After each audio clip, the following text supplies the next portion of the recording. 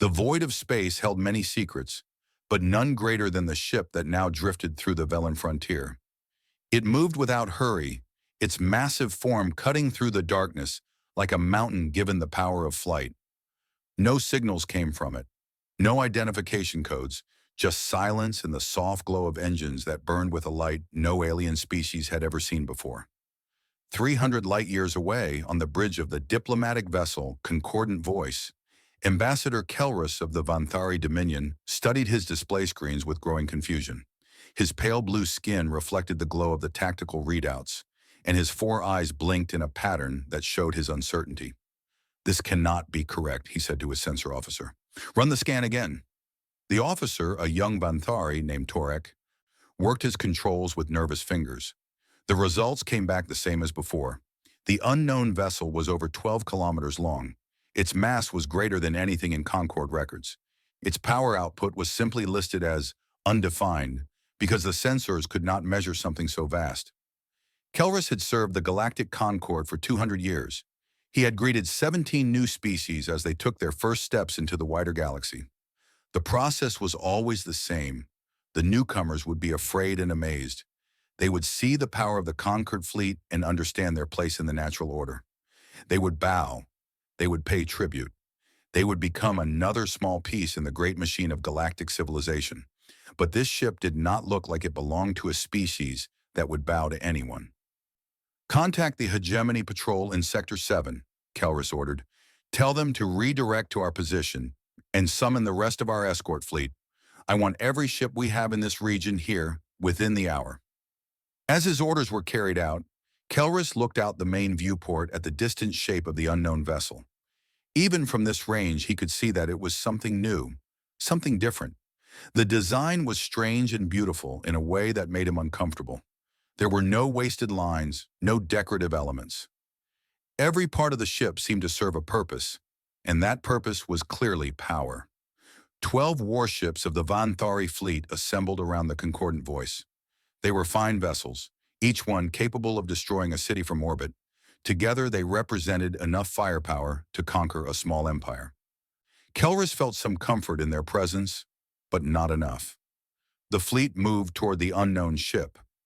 On the bridge of that vessel, Captain Elena Vasquez stood with her hands clasped behind her back. She was a tall woman with dark hair that was beginning to show streaks of gray.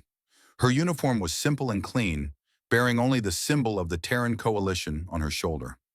Her face showed no expression as she watched the alien ships approach on her own display screens. 12 vessels, Captain," reported her tactical officer, Commander James Chen. "Light cruiser class by Concord standards. Energy weapons, missile systems, standard shield configurations. Threat assessment, minimal." Vasquez nodded slowly. She had known this moment would come. Every human who served aboard the TSS Prometheus had known. They had trained for years, studied every piece of intelligence that Earth's hidden observers had gathered over 3 centuries. They knew exactly who these aliens were, what they would say, and what they would try to do. "Maintain silent running," Vasquez ordered. "Let them come to us. Let them wonder." The Prometheus had been built in secret, in shipyards hidden deep within the asteroid belt of Earth's solar system. It was the first of its kind, a vessel designed not for exploration or trade, but for one single purpose: to ensure that humanity would never kneel before anyone. 20 years of construction, 50 years of planning before that, and centuries of quiet preparation before even that, ever since the day humanity first intercepted alien transmissions and learned the terrible truth about the galaxy. The universe was not empty. It was full of life, full of civilizations, full of empires. And those empires were hungry. They took what they wanted from younger species. They demanded tribute and obedience. They crushed any who resisted. This was the way of the galaxy, and it had been this way for millions of years. Earth's leaders had looked at this reality and made a choice. They would not announce themselves. They would not reach out in hope of friendship. They would hide. They would watch. They would learn. And they would build. Now the Prometheus hung in space like a sleeping giant, and the ants were coming to investigate. The Vanthari fleet surrounded the human ship, their vessels looking like toys next to its massive hull. Ambassador Kelrus opened a communication channel. and his face appeared on screens across both fleets. "Unknown vessel," he said in the formal tones of Concord diplomacy. "You have entered space claimed by the Galactic Concord. Identify yourself immediately and state your purpose. Failure to respond will be considered an act of hostility." Silence answered him. Kelrus waited for a full minute, his confidence beginning to crack. New species did not ignore the Concord. New species were too afraid or too curious or too eager. They always responded. They always talked.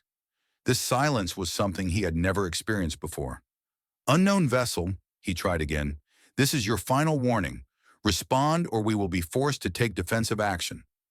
Still nothing. On the Prometheus, Vasquez allowed herself a small smile. Let them sweat, she thought. Let them feel what it is like to face something they do not understand. Let them taste the fear that every younger species had tasted when the Concord came calling. "Captain," said Chen, "the alien ships are powering weapons. I see it. Maintain position. Maintain silence."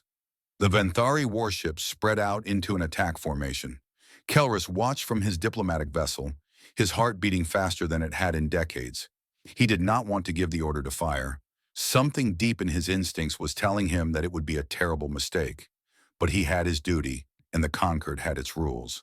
Unidentified vessels that refused to respond were to be treated as hostile. "All ships," he said slowly, "prepare to fire on my command." At that moment, a voice finally came from the unknown vessel. It was calm and clear, speaking in perfect Venthari, a language that no human should have known.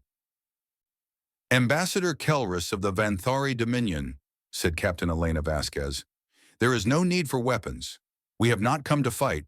We have come to introduce ourselves." Kelrus felt a chill run through his body. How did they know his name? How did they know his language?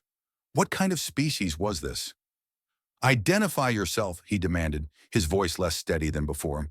"I am Captain Elena Vasquez of the Terran Coalition ship Prometheus. We represent the human species of the planet Earth. We have been aware of your galactic concord for some time now, but we chose to wait before making contact. We wanted to be ready." "Ready for what?" Vasquez paused before answering. When she spoke again, her voice carried a weight that Kelrus could feel even across the void of space. "Ready to meet you as equals." The ambassador looked at his tactical displays again. The human ship sat at the center of his fleet like a stone among leaves.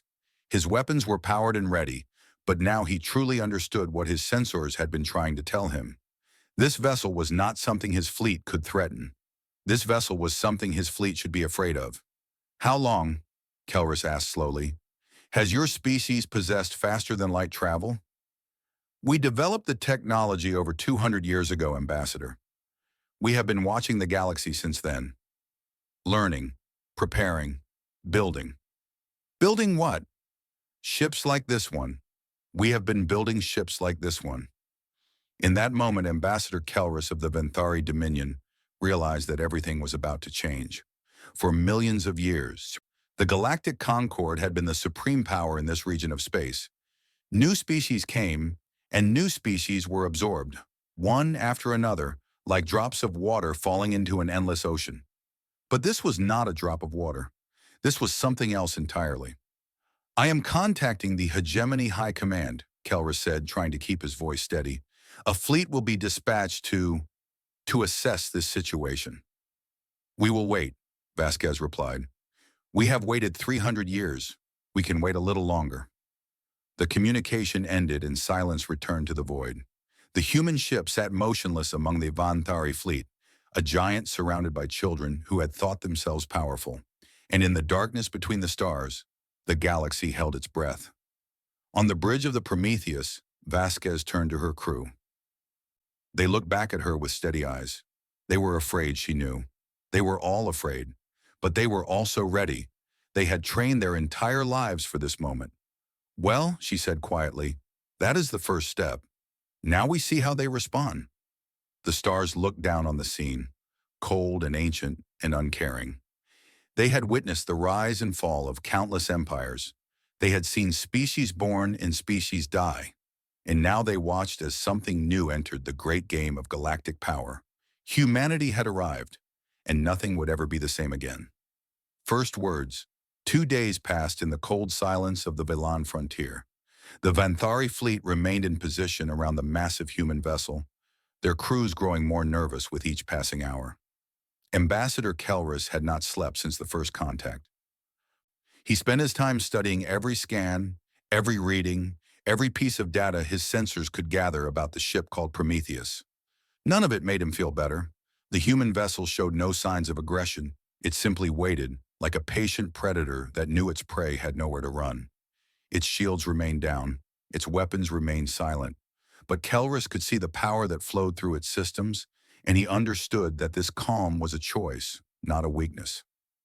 On the third day, the hegemony arrived.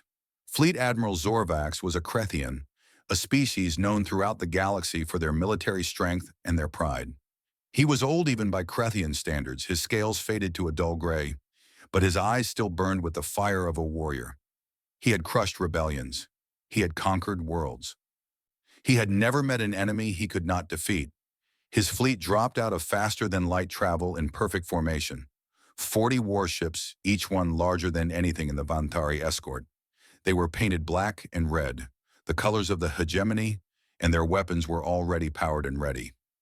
Admiral Zorvax looked at the human ship on his display screen and felt something he had not felt in a very long time.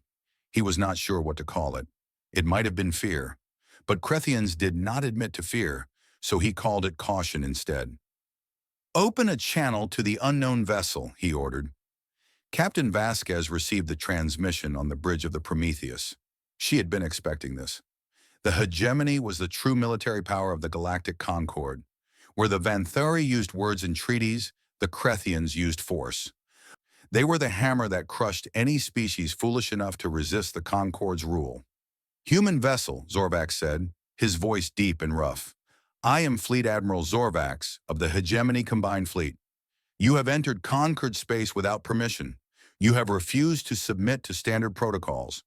You have insulted the authority of the Galactic Concord. These actions have consequences." Vasquez nodded to her communications officer, and her response was broadcast across all frequencies. "Admiral Zorvax, I am Captain Elena Vasquez of the Terran Coalition. We have not insulted anyone. We have simply declined to follow protocols that require us to surrender our ship and our sovereignty. We believe there has been a misunderstanding about our intentions." "There is no misunderstanding," Zorvax replied. "Every species that enters Concord space must submit to inspection. Your technology must be evaluated. Your threat level must be assessed. This is the law." "Whose law?" The question hung in the void of space. Zorvax felt his scales tighten with anger. No one questioned the Concord's authority. No one asked where the laws came from or who had the right to enforce them. The law simply was, and species either obeyed or they were destroyed. "The law of the Galactic Concord," he said slowly, "which has governed this region of space for 6 million years. The law that has brought peace and order to 100,000 worlds. The law that you will obey or suffer the consequences." On the bridge of the Prometheus, Vasquez exchanged a look with Commander Chen. They had studied the Concord's history. They knew exactly what kind of peace and order the Admiral was talking about. It was the peace of submission, the order of tyranny, the quiet that came when all resistance had been crushed and all hope had been destroyed. "Admiral," Vasquez said carefully, "humanity has no desire for conflict. We have come to establish diplomatic relations with the civilizations of this galaxy. We wish to trade, to exchange knowledge, to build friendships. But we will not submit to inspection. We will not surrender our technology, and we will not bow before your Concord." Ambassador Kelris, watching from his own vessel, closed his 4 eyes in despair. He had hoped the humans would be reasonable. He had hoped they would see the size of the hegemony fleet and understand their position. But this captain spoke as if she did not fear the 40 warships surrounding her vessel. She spoke as if she held all the power in this confrontation, and Kelris was beginning to suspect that she did. "You refuse to comply?" Zorvax asked, his voice dangerous. "We decline your request, Admiral. That is different from refusal. We are not your enemies. We simply choose to meet you as equals rather than as subjects." "Equals?" Zorvax laughed, though there was no humor in the sound. You are one ship. I command 40. Your species is unknown and alone. The Concord rules 1,000,000 systems. You speak of equality as if it were something you could choose. Equality is earned through power, human. And you have shown me no power. Vasquez smiled slightly. Then let me show you something, Admiral. She nodded to Chen, who pressed a series of commands into his console. Throughout the Prometheus, systems that had been dormant came alive. The ship's true capabilities, hidden until now, revealed themselves to every sensor in the alien fleets. The readings on Zorvax's display changed dramatically. The human ship's power output climbed higher and higher, far beyond anything he had ever seen. Shield generators activated that could withstand the combined firepower of his entire fleet.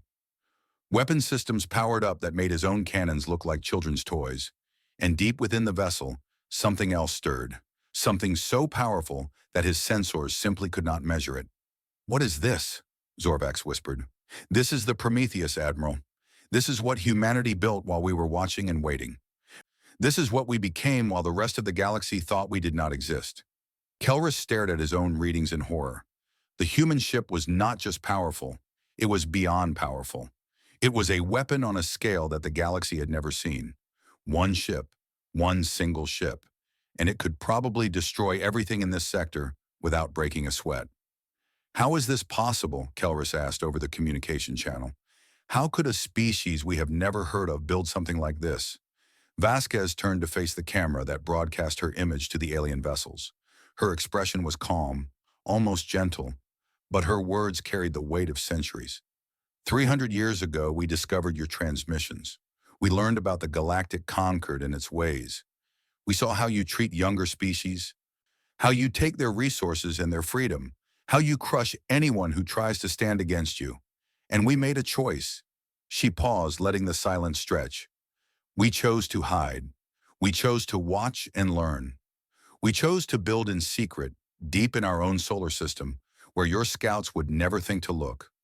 We studied your technology, and then we surpassed it. We analyzed your tactics, and then we developed counters for all of them. We prepared for the day when we would have to face you. Why? Zorvax demanded. Why go to such lengths? Why hide for so long? Because we knew what you would do if you found us while we were weak. We knew you would come with your fleets and your demands. You would take our world and our people. You would make us kneel like all the others. And we refused to let that happen. Zorvax looked at the human ship on his screen. He had commanded fleets for 300 years. He had seen the rise and fall of civilizations. He had believed that nothing in the galaxy could threaten the hegemony's power. But now he understood that he had been wrong. What do you want? He asked quietly. We want what we have always wanted, Admiral. Peace, friendship, trade, cooperation. We want to join the galactic community as equals, not as subjects. We want to build a future where species work together instead of dominating each other. And if the Concord refuses? Vasquez's expression did not change, but something in her eyes hardened. Then we will defend ourselves. We will protect any who ask for our help, and we will show the galaxy that there is another way, a way without tyranny, a way without fear. We have not come to conquer you, Admiral. We have come to change you, whether you want to change or not. The communication channel fell silent. Across two fleets, thousands of aliens stared at the massive human ship and tried to understand what they were seeing. Some felt fear, some felt anger, and some, buried deep where they would not admit it, felt something like hope. On the bridge of his flagship, Admiral Zorvax sat in his command chair and thought about what he had heard. He was old. He had served the hegemony all his life. He had done terrible things in its name, things he tried not to remember. And now, for the first time, someone was telling him that it did not have to be this way. He did not know whether to believe them, but he knew one thing for certain. If he attacked the human ship now, he would lose. His entire fleet would be destroyed, and it would not even slow the humans down. All ships, he said slowly, stand down, power down weapons, maintain defensive positions only. His officers looked at him in shock, but they obeyed. The hegemony fleet pulled back slightly. their weapons going silent, the tension in the void eased by a small amount. Captain Vasquez, Zorvac said over the channel, I am transmitting a request to the High Council of the Galactic Concord. They will want to see you. They will want to hear your proposal in person. Will you come? Vasquez nodded. I will come, Admiral. I will speak to your council, and I will give them the same choice I'm giving you now. Peace or war, cooperation or conflict, the old way or a new path. Humanity is ready for either. But we hope you will choose wisely. The stars continued their ancient watch as the two fleets held their positions. The first battle had been fought without a single shot being fired, and humanity had won. But the war for the galaxy's future was just beginning. The weight of silence. The journey to the conquered capital took 18 days. The Prometheus traveled through space that had been ruled by the same powers for millions of years. Along the way, Captain Vasquez saw things that broke her heart. They passed through systems where entire species lived as slaves. They saw mining worlds stripped bare by Concord corporations. They witnessed tribute fleets carrying the wealth of conquered planets to the powerful empires at the galaxy's core. And everywhere they went, the smaller species looked up at the massive human ship with eyes full of desperate hope. Vasquez had studied the history of the Galactic Concord during her years of training. She knew the facts and figures. She knew that over 8,000 species had been absorbed into the Concord structure, most of them reduced to servant races with no voice and no rights. She knew that the hegemony had destroyed over 200 civilizations that refused to submit. She knew that the current order had lasted for 6 million years, unchanged and unchangeable. But seeing it with her own eyes was different. The reports and analyses had not prepared her for the reality. The suffering was everywhere, like a wound that covered the entire galaxy. On the 15th day of the journey, she gathered her senior officers in the conference room of the Prometheus. The walls displayed images from Earth, forests and oceans, and cities full of life. It helped them remember what they were fighting for. I want to share something with all of you, Vasquez said. Something from our history that I think is important now. She activated the display system, and the images changed. They showed Earth as it had been 300 years ago, before the discovery of alien signals. They showed the wars and conflicts of that era, the weapons and the death and the destruction. Humanity was not always united, Vasquez continued. We spent most of our history fighting each other, nations against nations, ideologies against ideologies. We killed millions of our own kind. We nearly destroyed our own world. Her officers knew this history, but they listened in silence. The weight of the moment demanded it. When we first detected the Concord's transmissions, everything changed. We realized that we were not alone. We realized that there were powers out there that would crush us without a second thought. And we made a choice. We chose to stop fighting each other. We chose to work together. We chose to build something new. She pressed another control, and the display showed the construction of the Prometheus, giant shipyards hidden in the asteroid belt, millions of workers laboring in secret, technologies developed over decades, each one surpassing what had come before. Project Colossus was born from fear, Vasquez admitted. We were afraid of what the galaxy would do to us if it found us weak, but it grew into something more. It became a symbol of what humanity could achieve when we worked together, when we stopped seeing each other as enemies and started seeing ourselves as one people. Commander Chen spoke up. Captain, do you think the Concorde can change like we did? Vasquez was quiet for a moment. I do not know. They have been what they are for 6 million years. They have built their entire civilization on domination and control. Asking them to change is asking them to become something completely different. Then why are we trying? Asked Lieutenant Commander Sarah Okonkwo, the ship's chief engineer. Because we have to try. Because if we simply destroy them, we become no better than they are. Because the goal was never conquest. The goal was always to show them a better way. She turned to face her officers directly. When we reach the conquered capital, I am going to offer them a choice. They can accept humanity as equals and begin the process of reform, or they can refuse and face the consequences. But I will not fire the first shot. I will not start a war that could kill billions. We built this ship to defend ourselves, not to conquer others. The conference room was silent. Every officer understood what the captain was saying. They had the power to reshape the galaxy by force. They could probably defeat every fleet the Concorde could send against them, but that was not who they wanted to be. The hardest part of strength, Vasquez said quietly, is knowing when not to use it. 3 days later, the Prometheus arrived at the Thessera Prime, the capital world of the Galactic Concorde. It was a planet of silver towers and golden spires, beautiful and cold and utterly devoted to the display of power. Ships filled the space around it, thousands of vessels from hundreds of species, all coming to pay tribute to the rulers of the galaxy. The human ship was directed to a holding position far from the planet. Concorde security forces surrounded it immediately, their weapons hot and ready, but Vasquez simply smiled and waited. She had expected nothing less. Ambassador Kelris contacted her with an invitation. The High Council would receive the human representative in 12 hours. She would be allowed to bring a small honor guard. She would be scanned for weapons. She would follow all standard protocols for visiting dignitaries. Vasquez agreed to everything. She chose 4 officers to accompany her, including Commander Chen. They dressed in their finest uniforms and prepared themselves for the most important diplomatic meeting in human history. The shuttle that carried them down to Thessera Prime was tiny compared to the Prometheus, but it still drew stares from every alien they passed. The design was different from anything in the galaxy. The technology was clearly superior, and the humans inside looked out at the crowds with calm, confident eyes. The council chamber was a vast circular room at the heart of the tallest tower on the planet.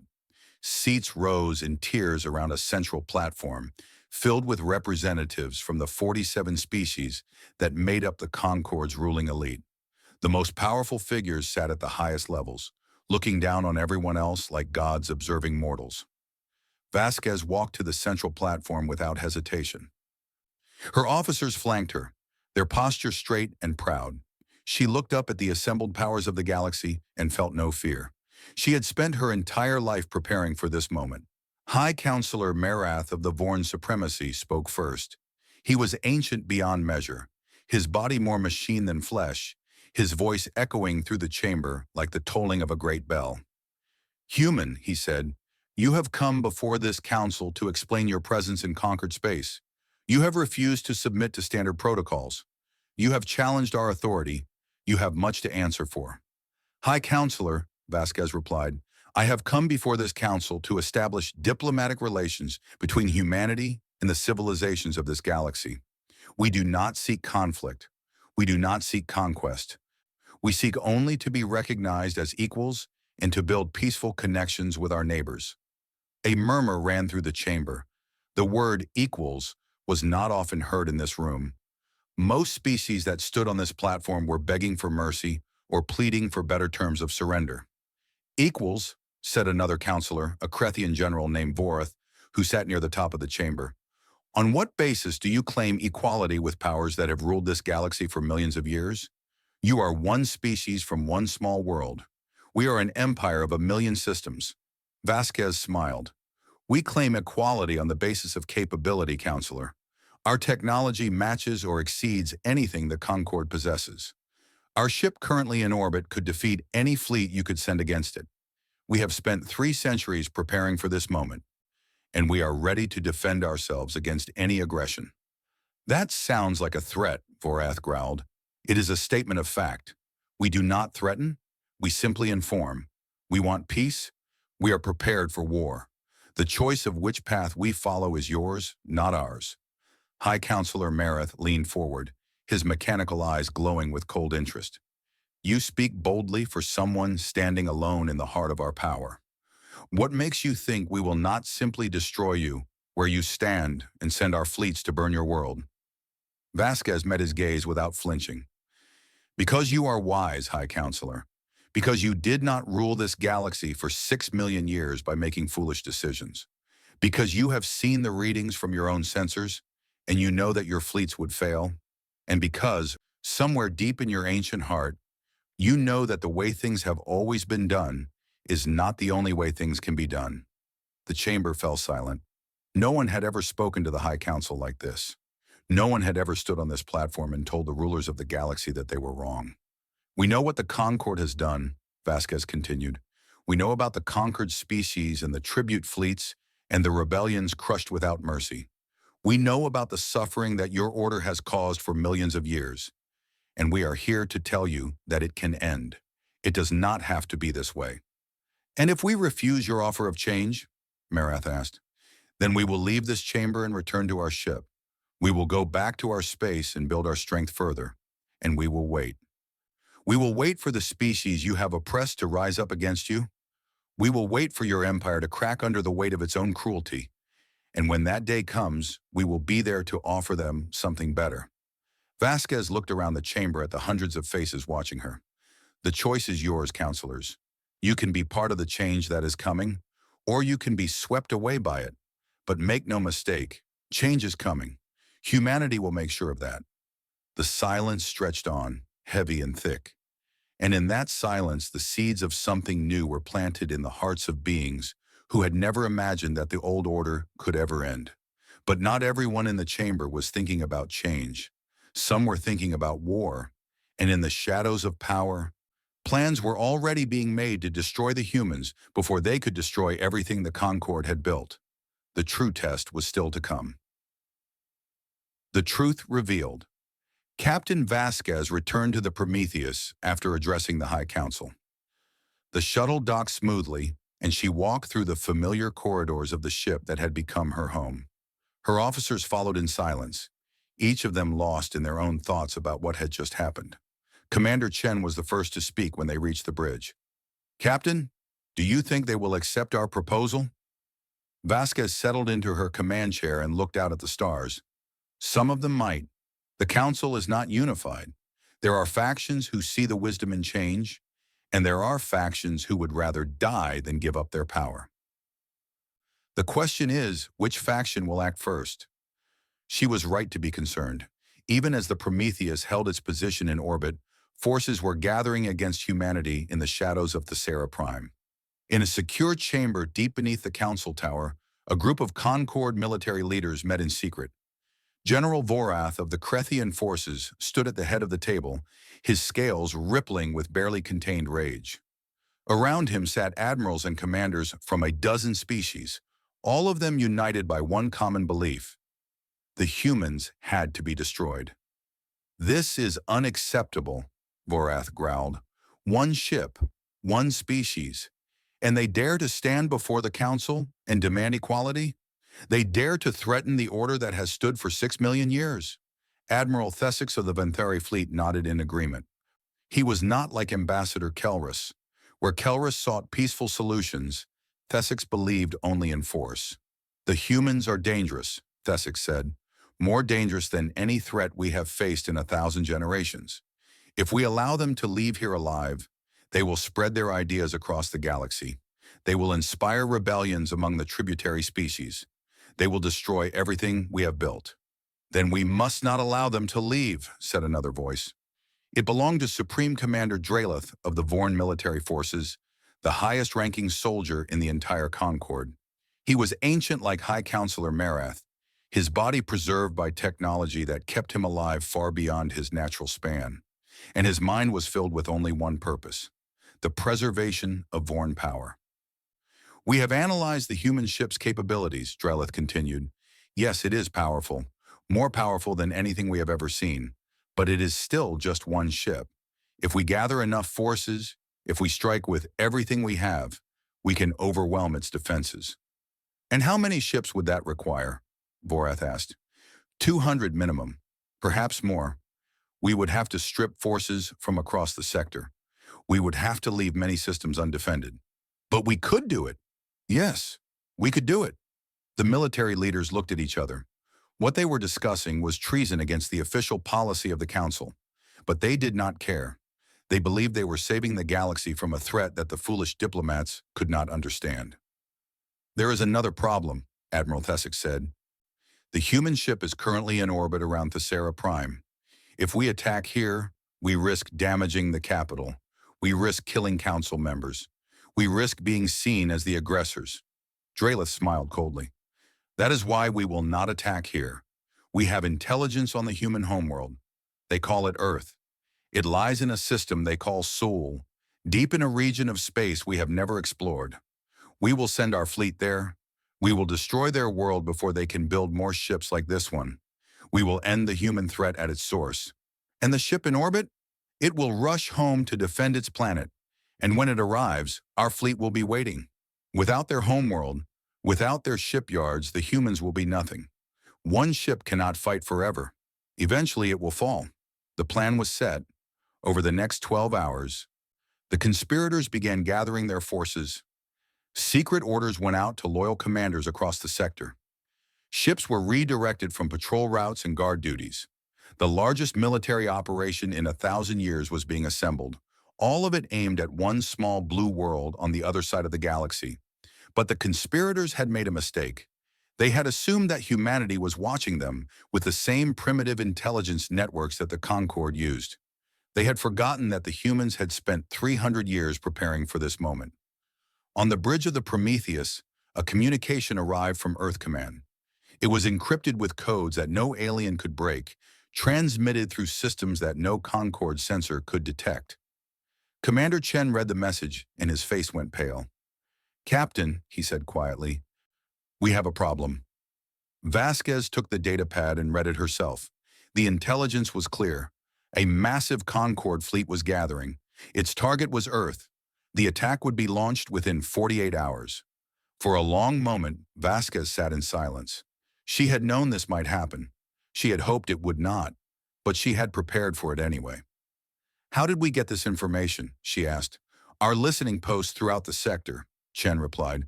"The Concorde does not know we have them. They have been in place for over a century, gathering data on every military movement in this region of space." Vasquez nodded slowly. "So they think they can surprise us. They think they can destroy our homeworld while we are stuck here, too far away to help." "Yes, Captain. Then we need to change their assumptions." She stood up and walked to the main viewport. The Sara Prime hung below them, beautiful and terrible. Somewhere down there, the conspirators were celebrating their clever plan. They thought they had already won. They were wrong.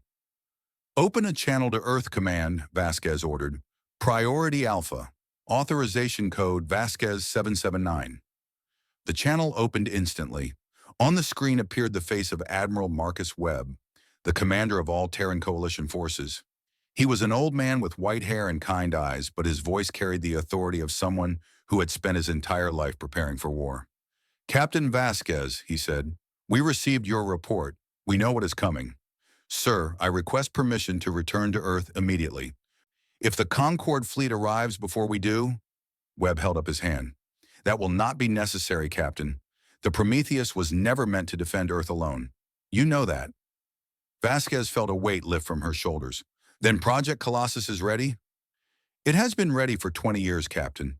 We were just waiting for the right moment to reveal it." Webb smiled slightly. "I think that moment has arrived."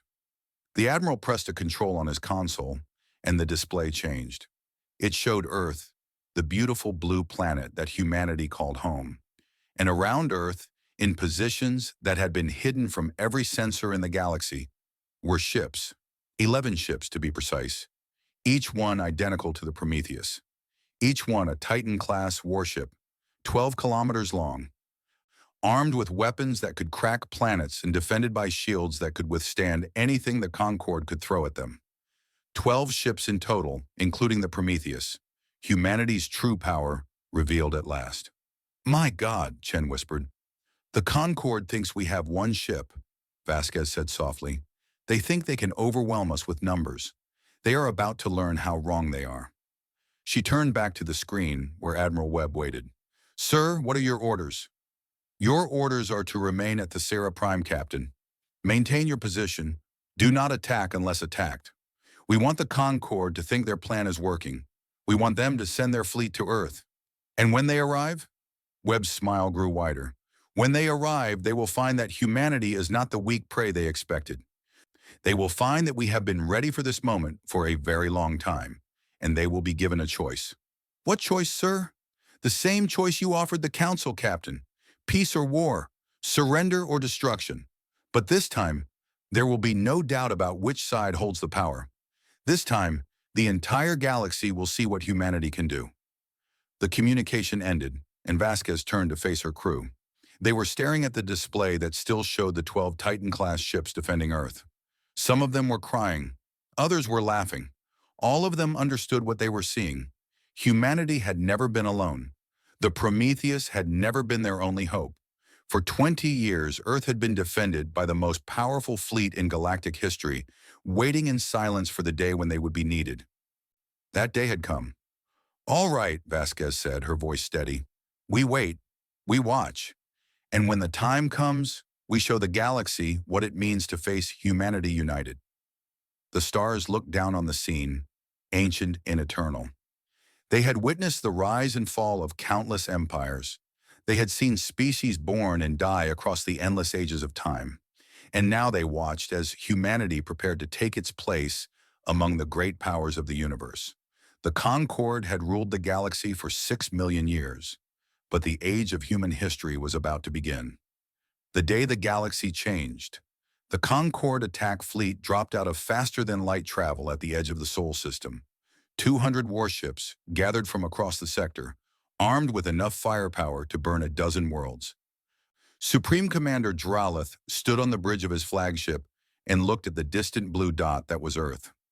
"All ships report ready," his tactical officer announced. "The human homeworld is defenseless. No military vessels detected on long-range sensors." Dralith allowed himself a moment of satisfaction. The plan had worked perfectly. The Prometheus was still at the Sarah Prime, too far away to help. The humans had no other ships capable of matching Concorde technology. This world and everyone on it would be ash within the hour. "Begin the approach," Dralith ordered. "All ships advance in attack formation. Target their major population centers first. I want this over quickly." The fleet moved forward, 200 engines burning bright against the darkness of space. They passed the outer planets without resistance. They crossed the asteroid belt without incident, and as they approached Earth, their confidence grew with every passing moment. Then the sensors detected something strange. "Commander," the tactical officer said, his voice uncertain, "I am reading power signatures near the fourth planet. Multiple signatures. Very large." Dralith frowned. "Identify them." "I cannot, sir. The readings are unlike anything in our database. They are moving to intercept us." The Supreme Commander watched his display screen as the signatures resolved into shapes. Ships. Massive ships. Ships that looked exactly like the Prometheus. Not one ship, but 11 of them, arranged in a perfect defensive formation between the conquered fleet and Earth. And behind them, emerging from hidden positions throughout the inner system, came the 12th ship. The original. The Prometheus, which had crossed the galaxy in secret while the Concorde fleet was still gathering. It had used technologies the enemy could not imagine, traveling through folds in space that the Concorde had not even discovered yet. Captain Elena Vasquez stood on the bridge of her ship and watched the enemy fleet on her display. 200 warships, the greatest force the Concorde had assembled in 1,000 years. And it was not nearly enough. "Open a channel," she ordered. "All frequencies." Her voice echoed across the void of space, reaching every ship in the Concorde fleet. "Supreme Commander Dralith, this is Captain Elena Vasquez of the Terran Coalition. You have entered human space with hostile intent. You have threatened our homeworld and our people.